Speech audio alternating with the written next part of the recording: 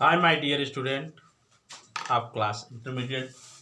प्यारे बच्चों, ट्रांसफॉर्मेशन के दो पार्ट हम पढ़ चुके हैं, जिसमें रिमूव टू पढ़ रहे थे। तीसरा पार्ट लेकर के मैं उपस्थित हूँ। आइए मेरे साथ और पढ़िए। देखिए किसमें रिमूव टू का तीसरा नियम क्या है। रूल थर्ड लिखेगा। रूल थर्ड, यदि वाक्य का सब्जेक्ट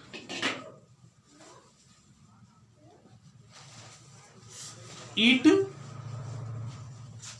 या बेजानदार वस्तु हो,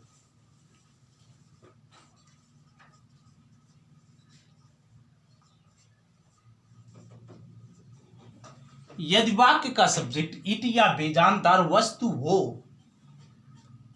और एडजेक्टिव के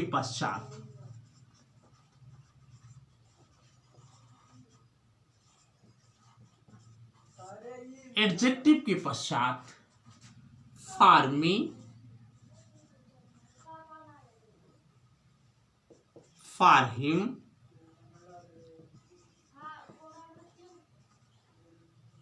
फॉर अस, फॉर देम आया हो तो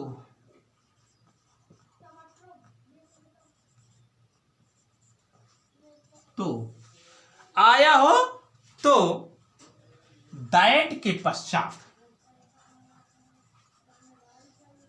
बेटा दैट के पश्चात फॉर मी को आई में, फॉर मी को आई, फॉर हिम को ही, फॉर अस को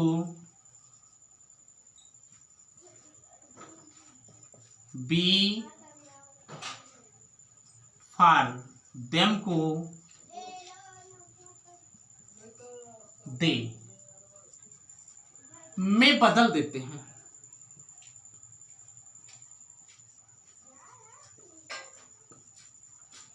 जैसे उदाहरण लिखिएगा, the tree is too high for me to climb. The tree is too high for me to climb. ध्यान दीजिए बेटा, यहां पर वृक्ष को एक बेजानदार वस्तु है, सब्जेक्ट बेजानदार वस्तु, एडजेक्टिव हाई है के पश्चात for me, for him, for us, for them, for you, जो भी हो आए। तो आप फॉर मी का आई, फॉर हिम को ही, फॉर अस को भी, फॉर देम को दे में बदल देते हैं दैट के पश्चात। तो बदलने में क्या है, द ट्री इज टू का हो जाएगा बेटा so high, the tree is so high. बेटा कंजंक्शन लगेगा दैट, आपका फॉर मी का हो गया आई, आई, ये इज है इसलिए लगेगा कैन नॉट। बेटा टू आपका रिमूव हो जाएगा, that I can not climb. ठीक है ना। It was too hard for me, it was too hard for them to go out. बेटा it was too hard for them to go out. तो यहां पर देख रहे हैं फॉर देम आ गया, आपको करना पड़ेगा दे, टू को हटाना पड़ेगा, यहां पर सो लगाना पड़ेगा, और सब्जेक्ट देख रहे हैं इट आया ना, it was so hard, conjunction लगा that they could not go out. ठीक है ना। इस प्रकार से आप इन्हें बदलते रहिए। तो अगर आप आदेश दे तो हम मिटा लें, या बेटा नीचे रूल लिख लो, तब आगे चलते हैं। जगह है रूल 4। ठीक ना।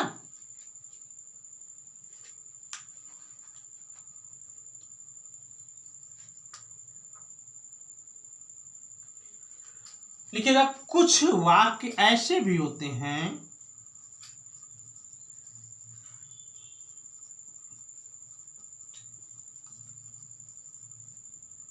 कुछ वाक्य ऐसे भी होते हैं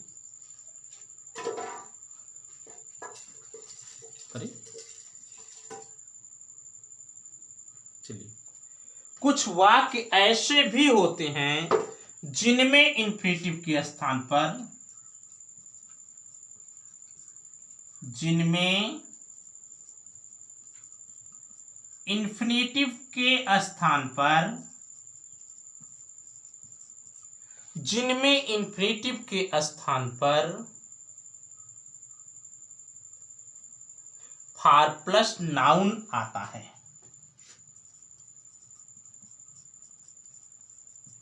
फॉर प्लस नाउन आता है। क्या आता बेटा? फॉर आएगा प्लस नाउन आएगा, अतः कैन नॉट के पश्चात कैन नॉट के पश्चात वर्ब को समझ बूझकर लगाना चाहिए।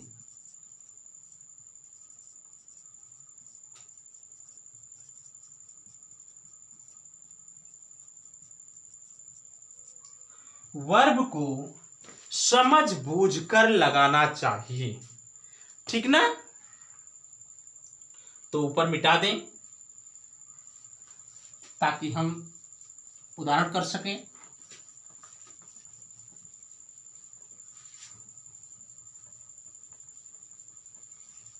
हाँ बेटा उदाहरण लिखेगा his sorrow is too deep for tears.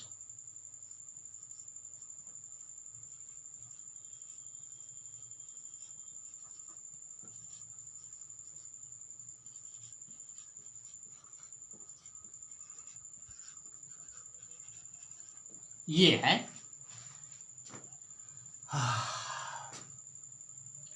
बेटा हिज सारो उसका दुख इज है टू डीप बहुत गहरा फॉर टीयर्स आंसू गिराने के लिए, अर्थात उसका दुख इतना गहरा है कि वह आंसू नहीं गिरा सकता। यहां पर इंफिनिटिव नहीं आया बेटा बल्कि फॉर और टीयर्स आया। तो आप ऐसा कह सकते हैं कि उसका दुख इतना गहरा है कि वह इसे ठीक ना आंसुओं में नहीं प्रकट कर सकता। अपने भाव के अनुसार सोच समझ के अनुसार his sorrow is so deep that बेटा हिज के अनुसार he can not express it in tears. His sorrow is too deep that he cannot express it in tears. उसका दुख बहुत गहरा है, वह इसे आंसुओं में प्रकट नहीं कर सकता है। ठीक ना। आगे लिखिएगा My heart was too full for words.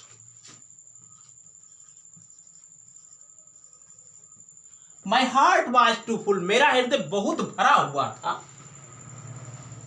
For words शब्दों को प्रकट करने के लिए कि मैं शब्द नहीं बोल सकता था। ठीक बेटा। तो my heart was so full that I could not speak. That I could not speak out in words. That I could not speak out in words. मैं इन्हें शब्दों में नहीं प्रकट कर सकता था, शब्दों में नहीं बोल सकता था। मेरा हृदय इतना भरा हुआ था कि मैं शब्दों को नहीं बोल सकता था। चलिए आगे भैया, अब लीजिए आप अगला नियम और इसका अंतिम नियम। यदि अगला नियम और अंतिम नियम, यदि टू के पश्चात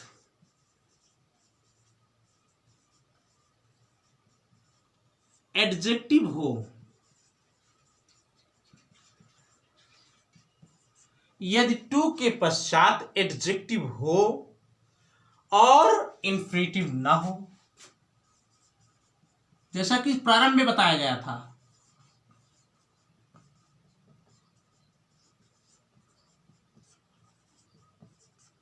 यदि टू के पश्चात एडजेक्टिव हो और इंफिनिटिव ना हो,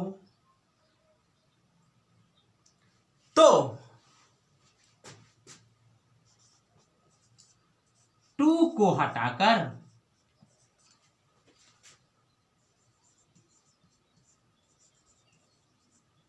टू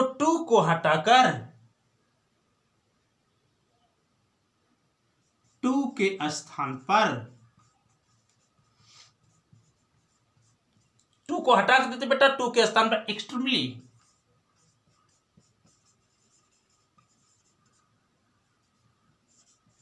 या ओवरली, बेटा एक्सट्रीमली लिख देते हैं या ओवर लिख देते हैं, एक रास्ता हो गया।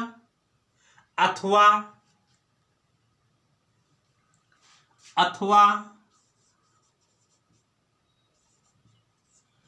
टू को हटाकर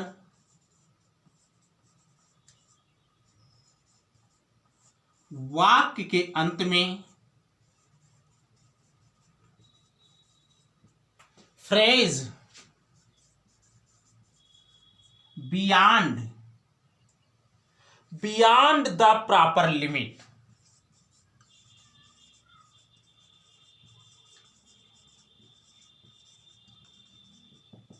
बियॉन्ड द प्रॉपर लिमिट लिख दिया जाता है।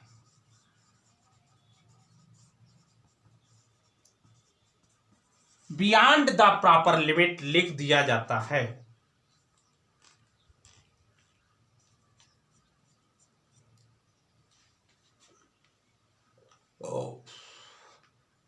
नोट करते रहिए भाई, हम स्याही डाल लें थोड़ा सा।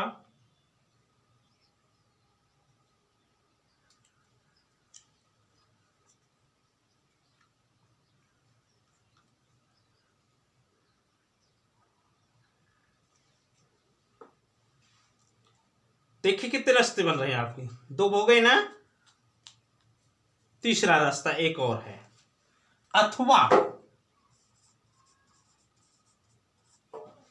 अथवा बेटा टू को हटा देते हैं,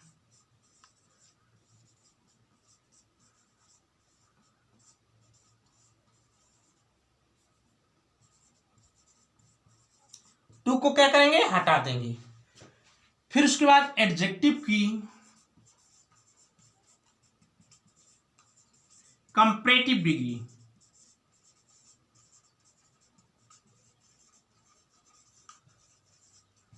जब कंपैरेटिव लगी तो उसके बाद बेटा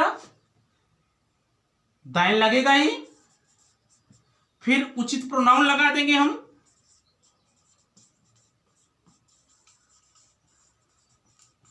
फिर उचित प्रोनाउन लगाने के बाद शुड भी लगा दे या शुड हैव बीन, ये लगा देते हैं। ये आपका कार्य रहा, अंडरस्टैंड। तो लीजिए उदाहरण एक प्यारा सा ऊपर मिटा दें और यहीं पर उदाहरण एक दें और हल उसके 3 दे दें, ठीक ना।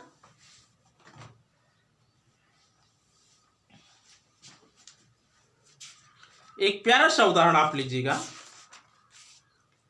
The weather is too hot,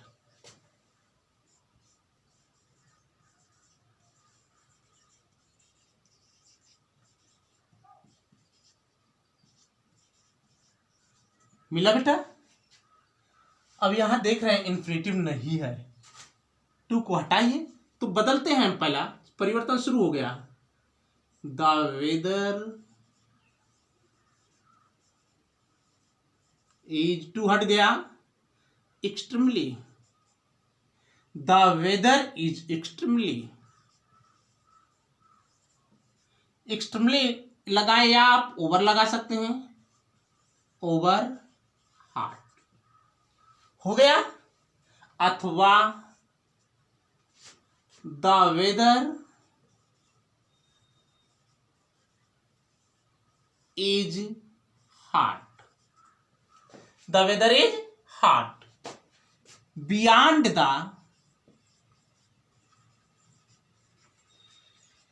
proper limit.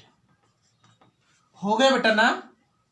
अथवा the weather is hotter than it should be. The weather is hotter should be. हो गया ना। तो इस प्रकार से जिसमें इन्फिनेटिव ना आए आप उनको बदल सकते हैं। तो प्यारे बच्चों, यहीं पर रिमूव टू हम समाप्त करते हैं और उसके पश्चात शेष ट्रांसफॉर्मेशन लेकर के आपके समक्ष में आऊँगा। आप पढ़ते रहिए, हंसते रहिए, मुस्कुराते रहिए। नए बच्चे मेरे channel learn English with Vijay sir को जरूर सब्सक्राइब करें। Thanks for watching the video.